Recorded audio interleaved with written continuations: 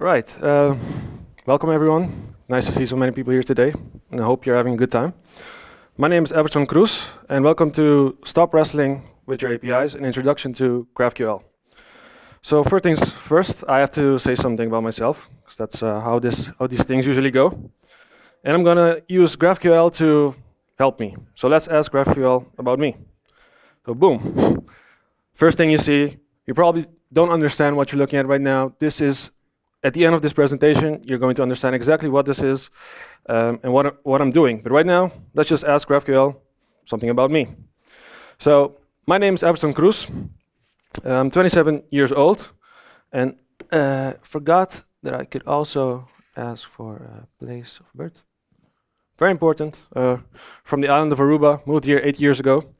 And people always ask me, why did you leave Aruba? And I tell them, well, I wanted to study IT. I wanted to broaden my horizons. I wanted to go somewhere with the state-of-the-art technology and best people, best places to eat best food. But I couldn't enter Germany, so I ended up here. Just kidding. I tried Belgium after that. Wouldn't let me in, so that's why I'm here now.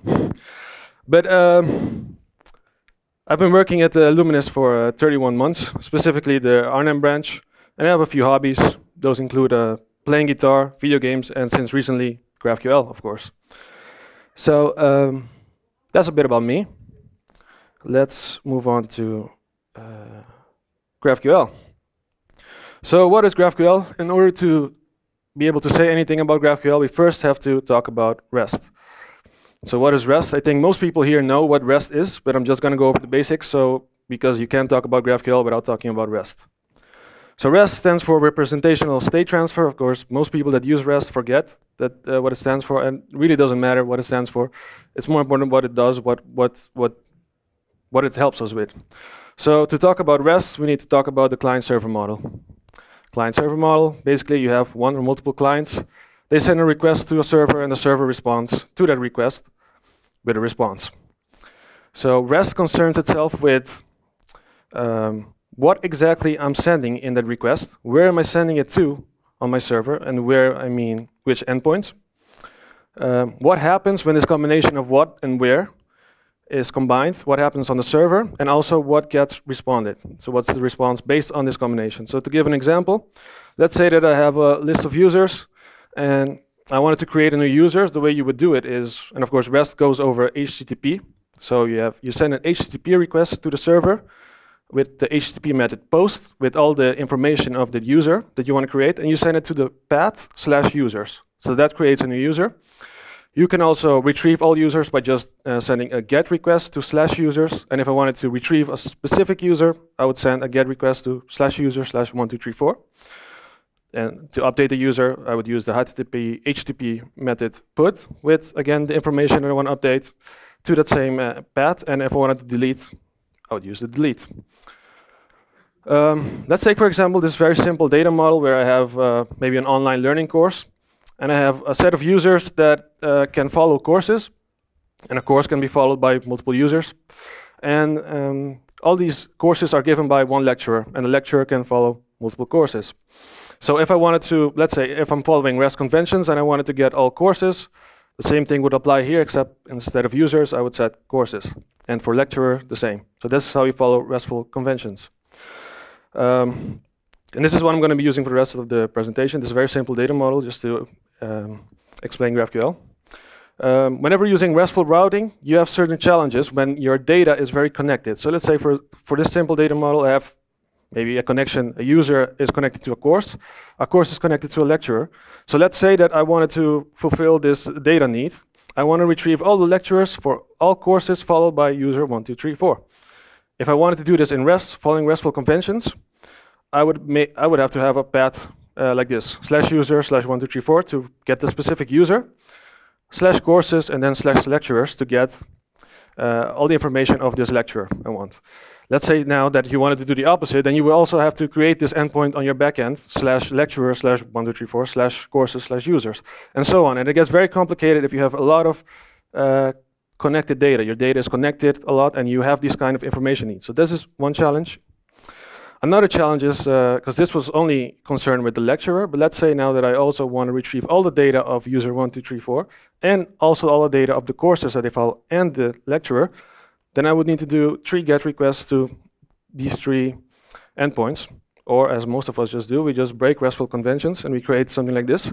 Get user and courses and lecturer, and then with a lot of parameters, and then it works. That's true.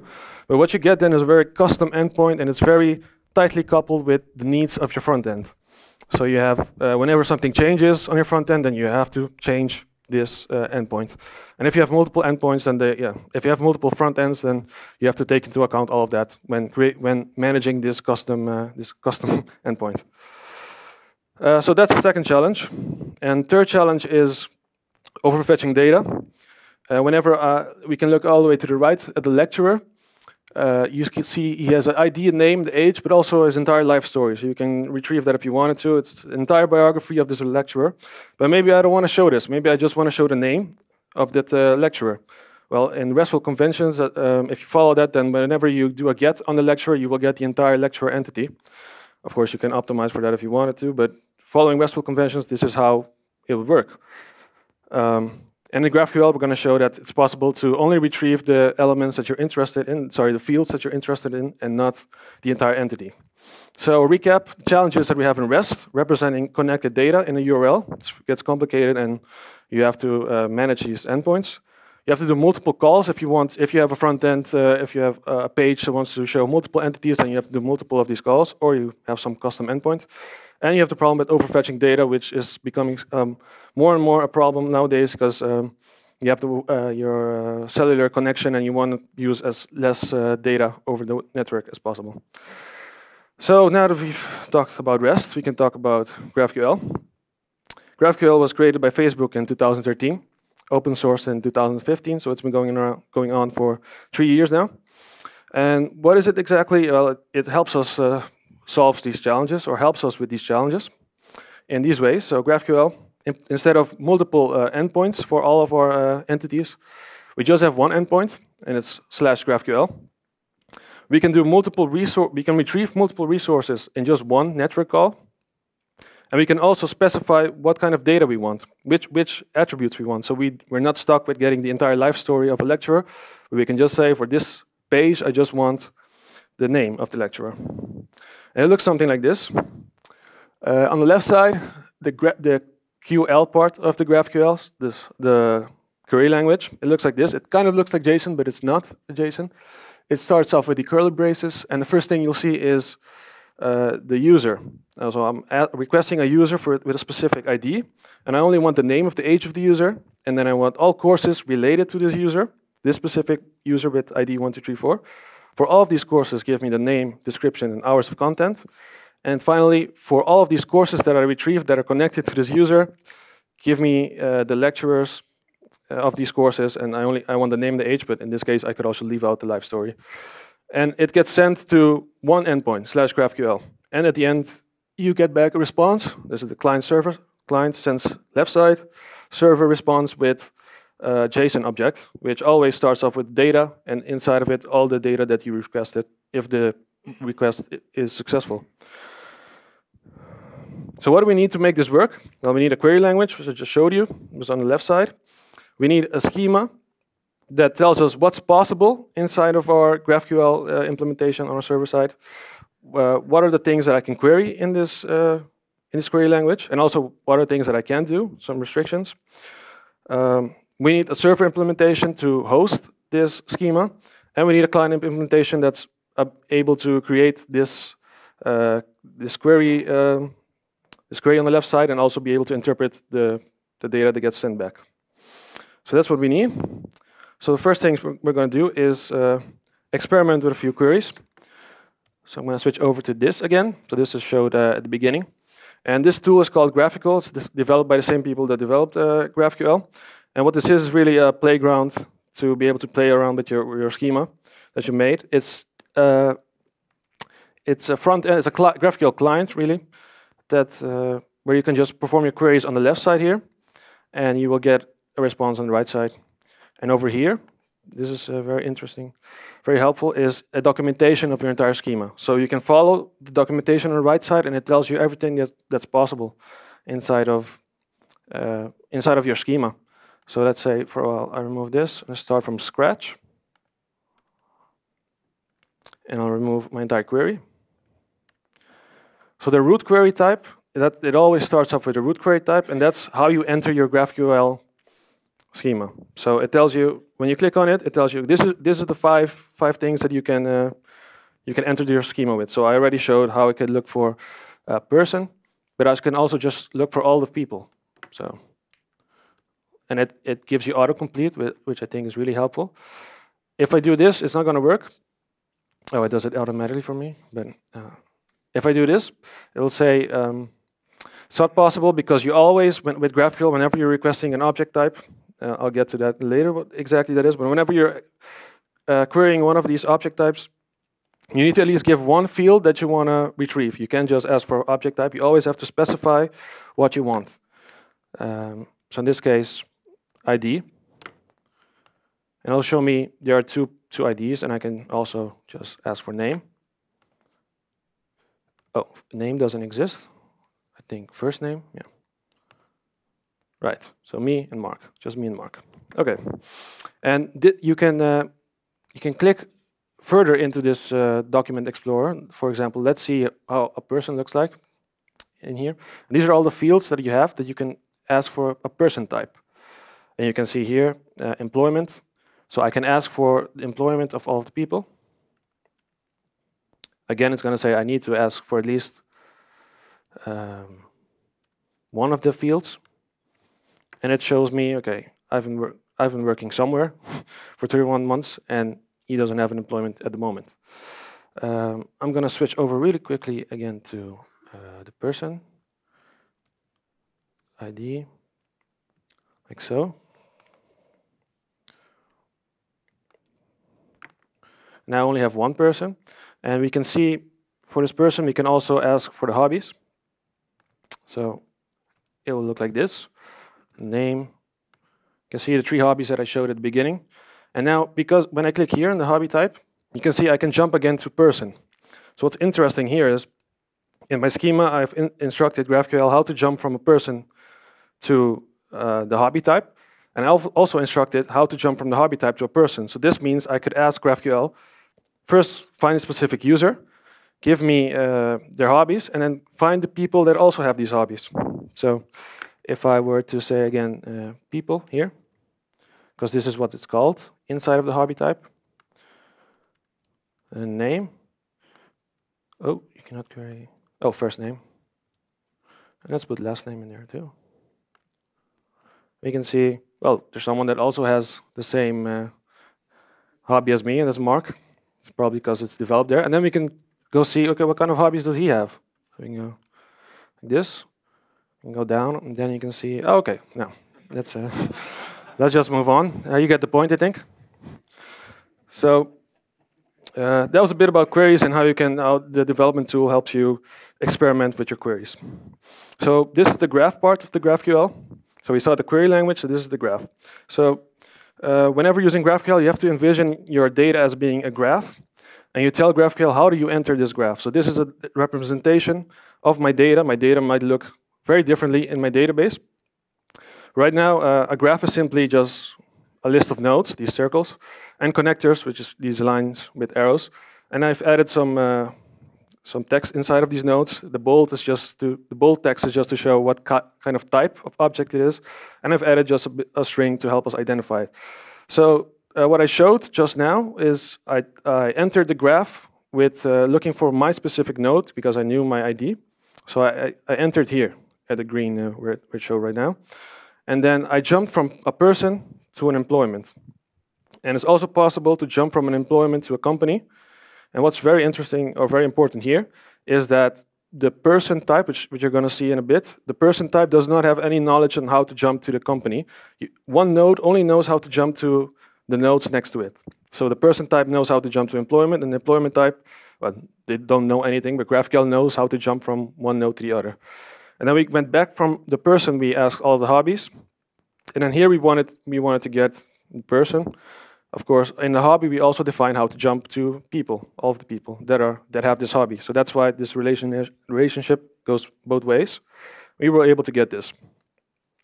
So now I'm going to show how this works in code. Very important, I'm going to show a JavaScript implementation, specifically the Express GraphQL library. So it's not very important to remember the syntax exactly. What's very important is these three questions, which is how do you enter your graph? So how do we enter the graph of data? So these are called root queries. So how do you enter your graph? What kind of types do we have and what kind of fields are in these types? And how do we traverse our graph? So how do we jump from one node to the other? These are the three things that are important. So if you remember anything, remember these things at the end of this demo. And I'm going to use the same model that we've been using since the beginning. So I'm going to switch over now to my code editor. And I'm debating if I should sit or stand like this the whole time. I'm just going to stand. So this is my project. And I'm going to walk over it really quickly, and I'm going to try to focus on the GraphQL part, but this is an Express application. This is my index.js. And what I'm doing here really is just I'm importing a server application, which we're going to get to in a bit over here. So it's just an Express application, and it's going to run on port 5000. So this is all what I'm doing right here. And we can see at the server, I'm exporting at the bottom an application, which is an Express application. So going from the top to the bottom, really going quickly, these imports, because they're not very important for GraphQL, not all of them, except the one that says GraphQL. At the top, Express, which is a package that helps you run a web server.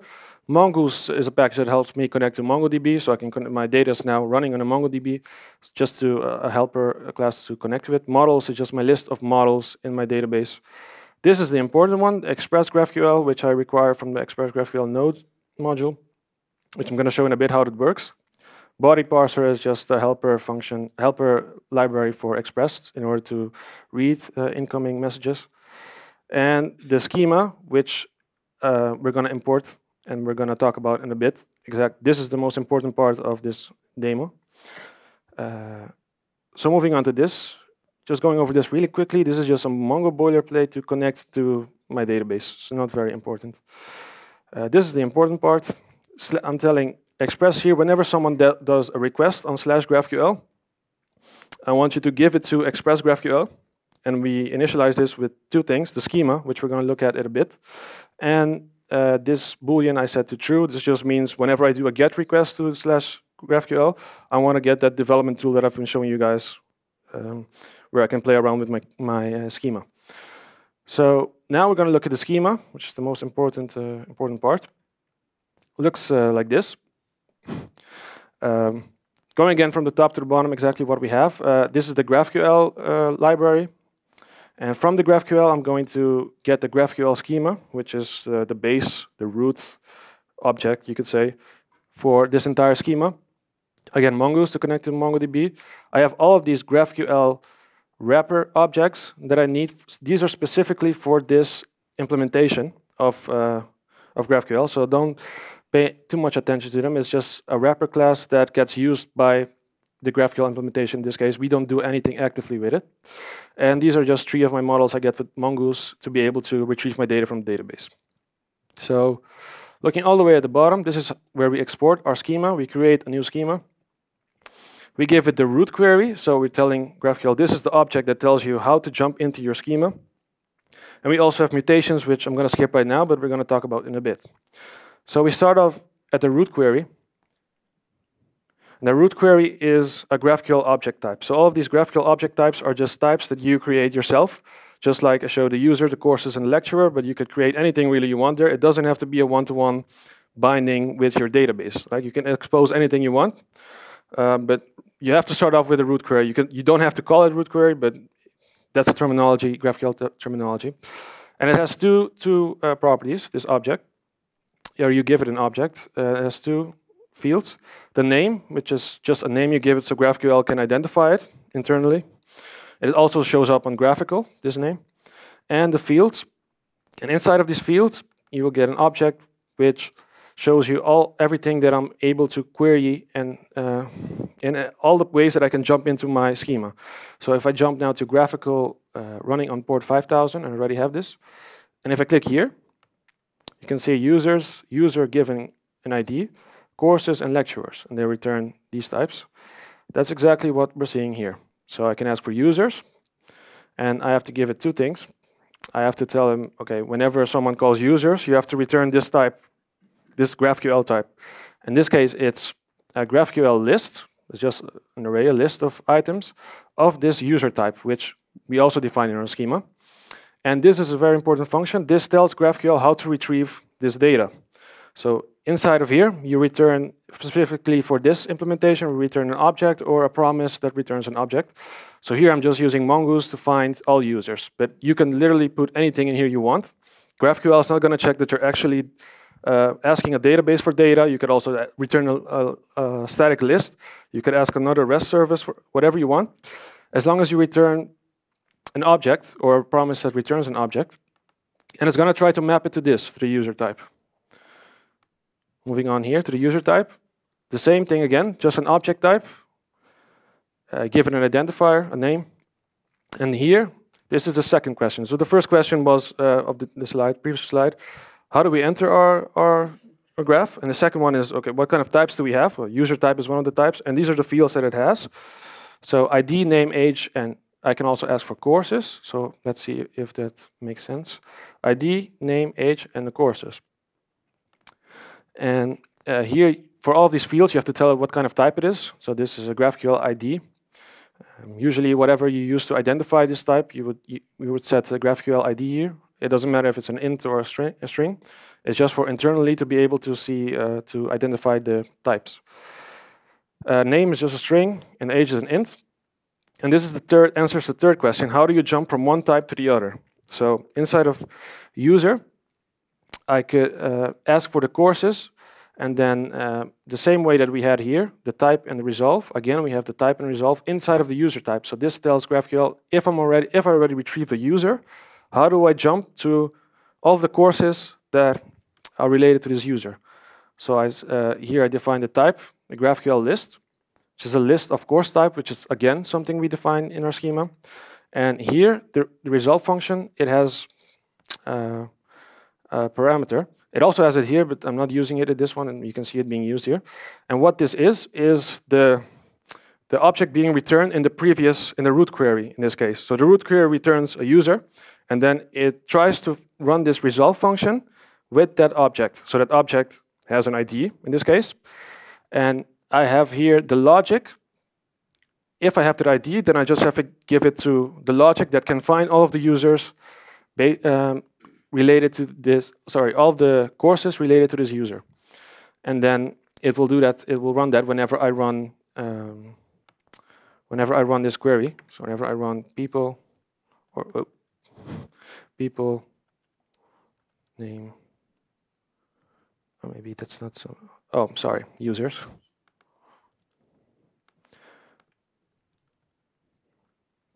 Name, like this. So that's how that goes. And in the same way, it returns here a list of course types, and you can look at the course type definition. Same thing again. And then in the end, you tell it, how do you jump from course to the lecturer? Same thing, parent value. Here's some logic. And it could be any logic you want, as long as you return something that can get mapped. So one thing I forgot to mention, in our root query, we ask here for users. We get a list of user types. The user then object is, GraphQL tries to map this object with these labels. But let's say, for example, that in your database, you don't have these exact names. You can also do that conversion inside of your resolve function. So here you could say, well, before I give it to GraphQL, I'm going to map these values to the values, the keys that GraphQL is expecting. So that's how it gets mapped. And lecturer looks like this. So that's how our schema works, and we can try it out a bit. So we can see Mark is following digital privacy for dummies. And we can also ask for the lecturer. And then we can see who's giving the lecture. So that was our first schema. That's how that works for this data model. So what happens here is we give GraphQL this query on the left side. It enters GraphQL, and GraphQL will check, do I have a root query field that matches this user? It finds it, and we instruct in the resolve function, okay, if you ask for this user, this is how you get the data. In this case, it was get, I just simplified it here, but just get user with ID 1234. It goes to the database.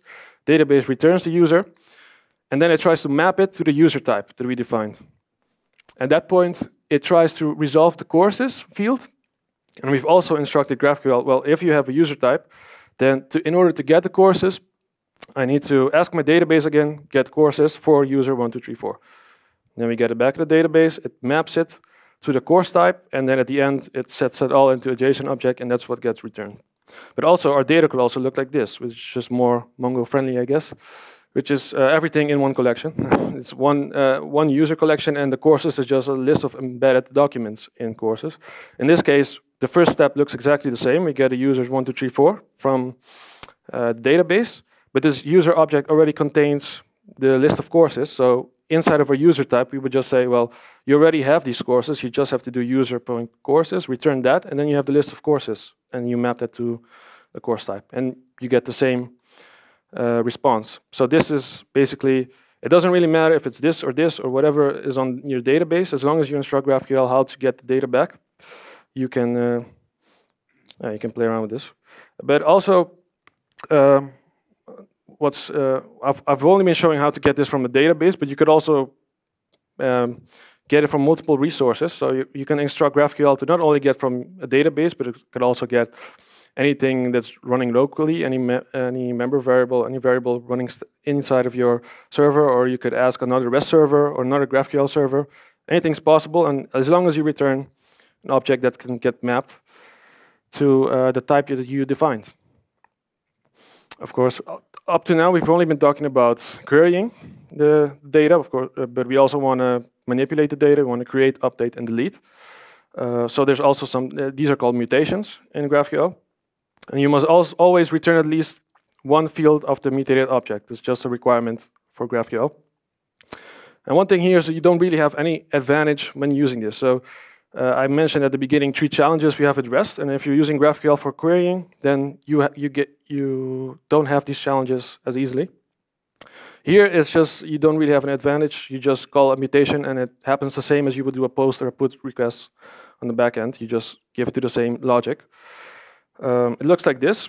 This is the syntax. So you start with a mutation keyword, and then you would call a function that you defined on your schema, and you can give it parameters. And then it has to return at least one field of the object that you mutated, created, updated, or deleted. Just to show how that looks like in the schema. So I showed earlier at the bottom here, we added our query, but this is how we mutate. This is a mutation object. And it is also object type, GraphQL object type. We give it a name again, and these are just our functions. So create user. It's going to manipulate the user type, and you can give these arguments. And this is how you resolve it. This function is just, you just send it to the database, update, create, delete, whatever you want to do. This is just a helper GraphQL input object type. So let's say you're registering a user, you don't want to have a whole list of parameters, and you also have this GraphQL input object type, which you can just give an object as one parameter. And it looks like this, just these names and what kind of types they are. And you give it here, and then it gets updated. So that's how mutations look, and I'm going to show that in a bit in action. Back to play. Yeah, so one question maybe you have is, how do I pass variables to a query or a mutation? Because up to now, I've only been showing statically hard-coded inside of my queries how to retrieve data. So how this looks like is the following. Let's take an example where I can get a user. So this user with an ID. Just going to get an ID quickly. This one. So I have this query for a specific user. Syntax error. Oh. So, in order to pass on this variable, because this is going to be coming from our front-end application, of course, so it depends on whatever the user does, which kind of user maybe you want to see. So this is done with the query keyword, and a set of parentheses again, the $sign for a variable, and then the type, and the exclamation mark that just says this is a mandatory. So if someone tries to perform this query without an ID, it's not going to work. You're going to get an error. And it's already complaining that this is not being used. And that's true because I haven't used it yet. And you will just place it here. And now it's going to complain, well, it's not defined. That's because there's another part here where you can define the query variables. So I called it ID. I put the ID here. Oh. Like so. And then it works again, and we can verify that this is actually working, because if I do this, then it's going to say, cannot find object for that object ID. So this is how we do it in GraphQL, but I'm going to show in a bit in a GraphQL client how this works when we want to pass on these variables. Back to the presentation.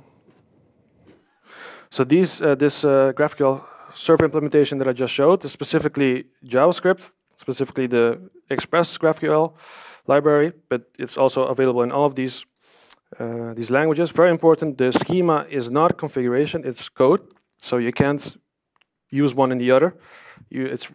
And it's code because it has to interact with the code to connect to get your data. But it's available in all of these languages. And now I'm going to give a short, just going to walk through a short React JS Apollo GraphQL client, which is called Apollo. And Apollo is not only a GraphQL client, but they also have a GraphQL server implementation and a lot of services that help you optimize your GraphQL stack entirely. But now I'm going to specifically just show the GraphQL client. If you don't know React, it's going to be a bit hard to follow. I'm going to try to explain really quickly how that works. But the most important part is the GraphQL part, and also to show that we can actually use GraphQL on the client and how easily we can just use the query that we test out in GraphQL, how we can use that in a real front-end application. So moving back to the editor. So we're going to close down the server because we already passed through the server. And I'm going to open up the client. Starting off with the index.html, just have a div with the ID of root. Not very interesting. This is where a lot of React things happen. I'm going to go over it really quickly. Two things I just import for React. I'm going to skip that for now. The Apollo client, this is the GraphQL client, which is going to do everything for us, whenever we give it a query, it will be able to set it into a format that we can send over the wire, over the network, and also be able to interpret the responses. This is a React component, which we're going to use to wrap our entire application. So React works with components. I'm going to show a bit exactly how that works. 3 components that basically just show a page, a front-end page. React router, which helps us route between our application. These are not very interesting. This is just the instantiation of the Apollo client. I'm not going to give. You can do a lot of things with this Apollo client. A lot of things with caching and optimistic UI updates and a lot of things. But I'm not going to talk about those right now at the moment. So I'm just going to leave this empty. And first, start off here. This is the start of everything. So I choose the element with the ID of root, and I'm going to show this component. So this component is going to be put here, which is this root component. And this is what your React component would normally look like without Apollo, but we just wrap it around with this component, giving this client. That's all we need to do really to get it starting. Few things about this. This is just my router. Whenever I go to the index route, I want to show the user list, so a list of users that I have. That's what I want to show on the page. Let's call it user list. Whenever I navigate to user/new, I want to go to the user create page. So there's a component for that. And the users, and then with a specific ID, I want to go to a detailed view of that user. So let's first look at the user list, and that's inside of here. Again, a lot of React things. I'm not going to go over all of them, but this is the user list. It's a component, and all components have a render function, or class-based components have a render function. And this is called whenever this component should be shown on the screen. So whenever we navigate to our index, we would get this render running.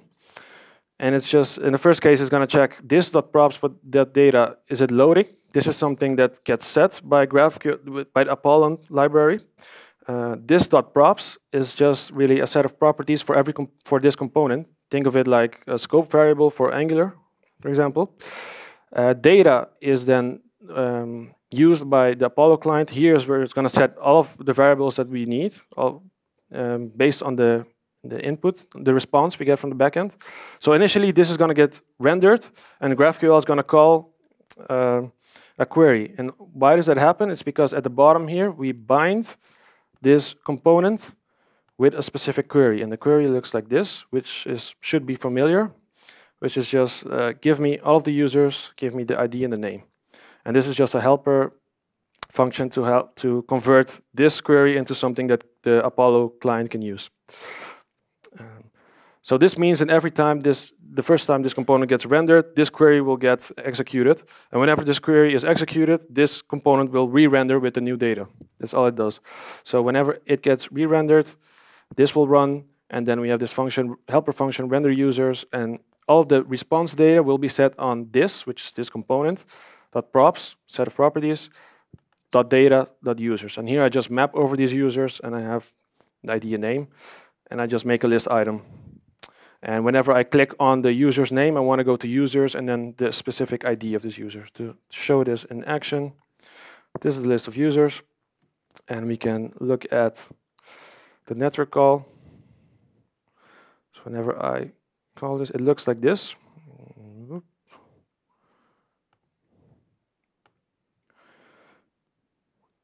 The query is it's just an object, and the query is basically in string what we would expect.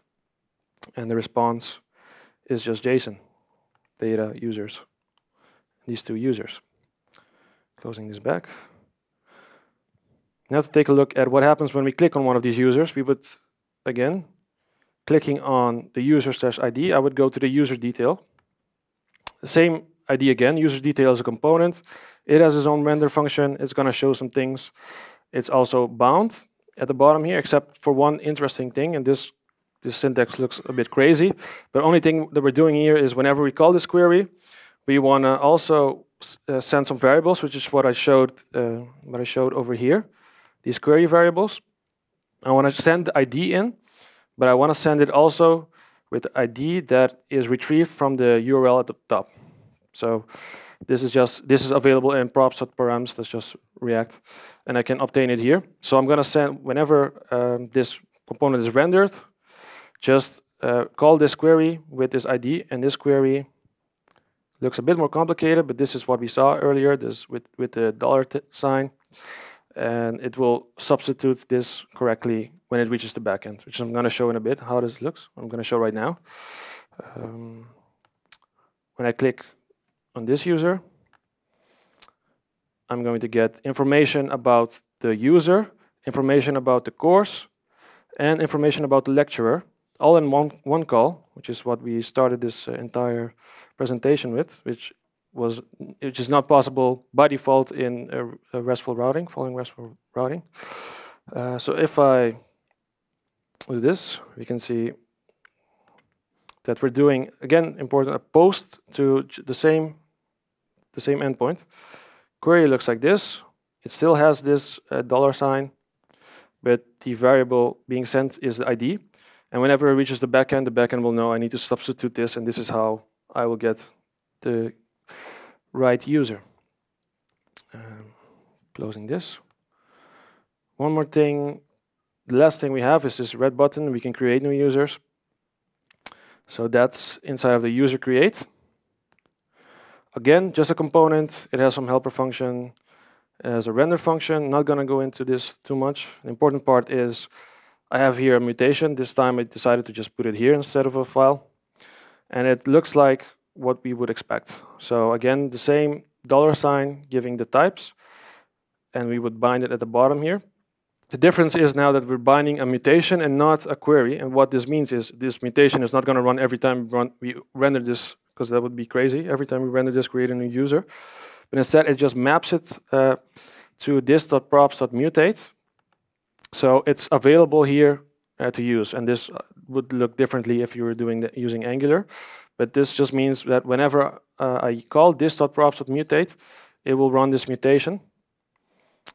And with these variables, which, yeah, this is a very React. Let's just assume for now that I have the name and the age that the user inputted here. This is very React specific. Finally, the last thing I have here is the refetch query. So whenever I run this mutation, I want you to refetch this query, which is not where I expect it to end up. To refetch the queries, that's because it's a single page application and it doesn't know that it has to refetch the user. So if you run this mutation, then it will be changed in the backend, but you need to refetch the query also to get the right list back. So I'm going to show that now, how it works. We just have a name and an age. I'm going to run test 21.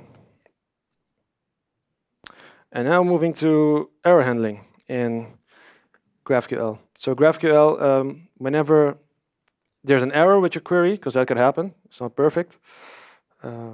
If that happens, go into network, try it again.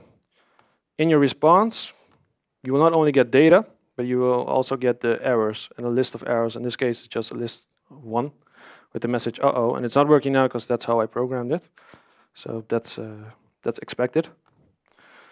I'm going to remove that now because we want to see a working version of this. So just going to comment it out. Running this again. Closing this. And I expect to see it here, and it's not following. So that's mutations. So that was a bit about the client. There's a lot of more things you can do, a lot of optimizations you can do with the Apollo client, but I'm not going to get into that right now because we don't have any more time. But yeah, this was just a really simple example of using GraphQL for an application. GraphQL client is available in these languages, which is a bit less than the server implementations right now. Another question is, what about authentication, authorization? Because we just expose the schema. Normally we have these endpoints and we're in control of what happens when it goes to the endpoint, and now we just expose a schema, expose one endpoint. You can still do everything you would normally do with authentication, authorization, because this resolve function, it also has a third parameter, the request, which contains all of your authentication headers, anything you would usually use in authentication, authorization. So inside of your resolve function, you could just check anything you want. You can just check, do I have the right token? You can say only the user with this ID can look at his own ID, user, or if he's an admin, then he can also get all users, stuff like that. Everything you want, you can do with that request variable at the end. There's also something called GraphQL Subscriptions, which not going to go into too much right now, but it has the same syntax as mutations. The idea is that it's a publish-subscribe system, so you would subscribe to a specific topic with a query, and you would get updates back via WebSockets, which means you would host on a server a second port for WebSockets, and you could use the same syntax, but then to get updates for a specific query. But not going to talk about that too much right now, or any at all. Disadvantages of GraphQL. One thing is security risk is it's a bit easier if you don't look into this. It's a bit easier to do a DOS attack with a single query, because I showed how you could jump from a user to a hobby and a hobby to a user. You can keep on going like this forever if you make a script that makes something long enough, and it has to do all of these queries to your database. Then you can get things very busy very quickly. Of course, there are measures you could use to limit this. Apollo also has these services that help you limit and check what the depth is of the query, so that there's a max length of this. There's no support for file uploads, so if you want to do anything with file uploads, you're probably going to end up using another HTTP endpoint on the side. Caching becomes really hard because everything is opposed to GraphQL on the network level. But again, the Apollo stack has things for this to be able to cache data using the the payload of the request. You could also be, yeah, that's with almost all technologies, you could be introducing unnecessary complexity to your system. Let's say that you don't have highly connected data, or you don't really have these challenges at the beginning that I mentioned. Then you're just introducing a new layer which doesn't really add anything. It's just more of a headache when building your system. And you could actually also get a performance decrease depending on how you structure your schema and what kind of data source you use. Let's say, example, you have a very optimized SQL database or graph database. It's optimized for all these relationships that you could request, and it works really well. And then you use a GraphQL schema where it only does single reads for every entity. The performance could go down. So you really need to check this and see if it works for your data source, and what kind of entities you need to expose in your schema in order to not have a performance decrease. So a recap, I don't know how we're doing on time, I think it's good. A recap, we talked about the challenges with REST that you might have. We showed the GraphQL syntax, we showed the GraphQL server and the schema. We briefly looked at a GraphQL client, and we talked about the disadvantages of GraphQL. Don't forget, you can give feedback to this and all other talks using the DevCon app. You can also use the cards at the exit. And yeah, that's it. That was my presentation. I don't know if we have time for questions. Do you have any questions? And also, if we don't have time, you could use the speaker seeker app, which knows exactly where I am the whole time. There's a DevCon app, there's a speaker seeker functionality. You can see where I am the whole day, even tomorrow. So, thank you.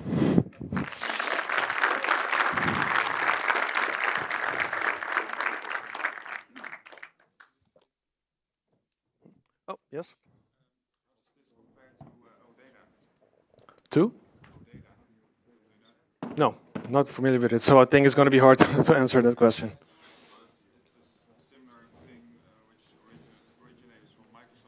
Okay. Which also has a generic way of looking at your endpoints, and you can aggregate stuff and filter, and it's also a sort of query language. Okay, that sounds very similar, but I think it's going to be guesswork if I try to answer that question right now. So, yeah. Any more questions?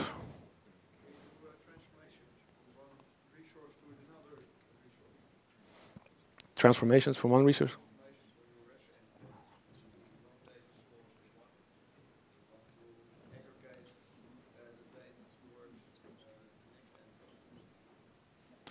Well, you can definitely expose whatever you want in GraphQL. So let's say that you had multiple endpoints and you want to, let's say you have a first name and to make it simple, first name and last name in your entity, and you have one GraphQL field is just called name. You could also just in GraphQL instruct it to aggregate these two, first name and last name, and put it together and return that as the name, even though in your database you have different entities.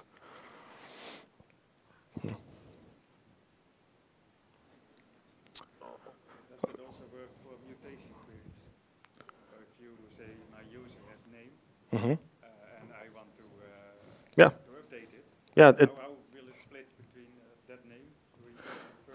So the name, you would call it name in your mutation, for example, but then inside of your function itself, so the result function, you would say, well, name, just use it in, let's say in a database it's called first name, then you would just map it to first name and then give it that to the database. And then when it comes back, it will come back as first name, and then in the resolve function, you would just map it again to the name. So when it comes back, you can map it again to what it gets returned to.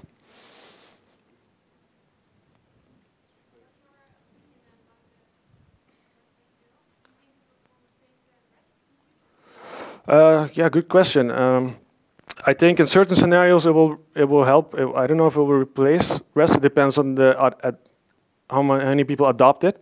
The community is very live right now. I think it really depends on also other competitors, so the one mentioned here, and Google RPC and those kind of things. So it depends on adaptation. I think it works really well right now when you have these highly connected data. So it's hard to say. I can't say, but yeah. But I like it, so I like it for my projects. That's all I can say.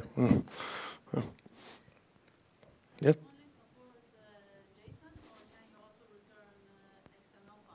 As far as I know, only JSON. Yeah.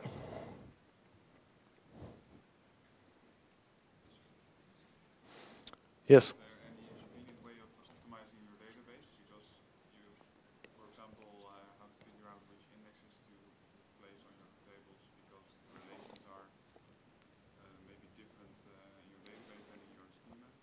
Yeah, that depends entirely on what kind of queries you're going to be calling. So I think GraphQL doesn't bring anything to the table when thinking about indexes.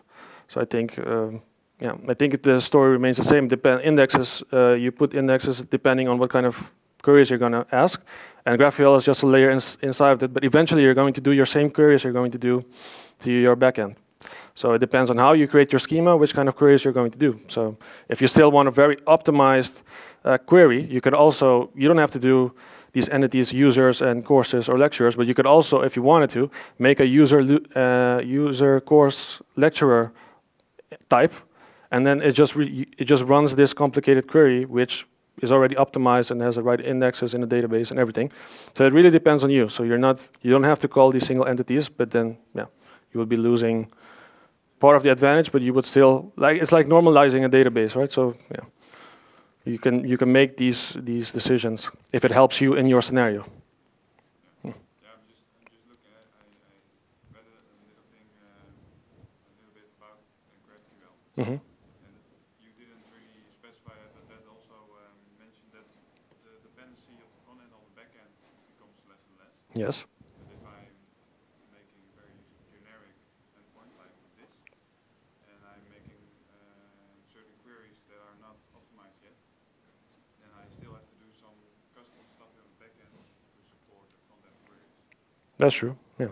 So that's what I mentioned, that you could be decreasing performance. So if you don't do these optimizations, then if you just blindly just say, I want to be able to get users and courses and lecturers, but your database is going to perform worse because of these single reads, then you have to go do these optimizations. Yeah. Yes.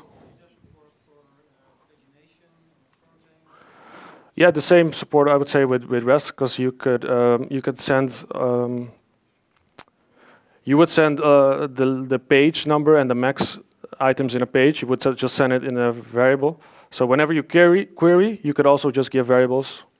You would give page and page number, and you just give it to the database just like you would in REST. So you would just say, query the first 20, or query the second 20, the third 20, and you would get that, and you would give it back to the user. So it's possible. Yeah.